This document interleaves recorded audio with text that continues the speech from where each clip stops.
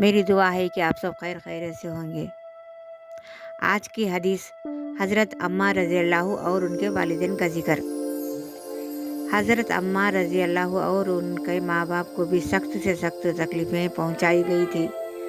مکے کی سخت گرم اور ریتیلی زمین میں ان کو عذاب دیا جاتا تھا اور حضور اقدس صلی اللہ علیہ وسلم اس طرف گزر ہوتے تو صبر کی تلقین فرماتے اور جنت کی بشارت فرماتے۔ آخر ان کے والد حضرت یاسر رضی اللہ اسی حالت تکلیف میں وفات پا گئے کہ ظالموں نے مرنے تک چین نہ لینے دیا، اور ان کی والدہ حضرت سمیہ ابو جہل ملعون نے ایک برچھا مارا جس سے وہ شہید ہو گئی، مگر اسلام سے نہ ہٹی۔ حالانکہ بوڑھی تھی، ضعیف تھی، مگر اس بد نصیب نے کسی چیز کا بھی خیال نہیں کیا۔ اسلام میں سب سے پہلی شہادت ان کی ہے، اور اسلام میں سب سے پہلی مسجد حضرت عمار رضی اللہ کی بنائی ہوئی ہے۔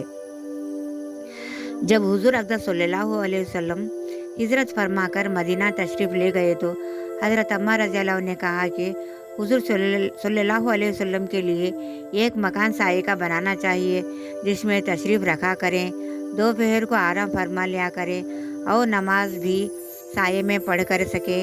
تو قباء مسجد حضرت عمار رضی اللہ نے پہلے پتھر جمع کیا اور پھر مسجد بنائی۔ لڑائی میں نصاحت جوش سے شریک ہوتے تھے۔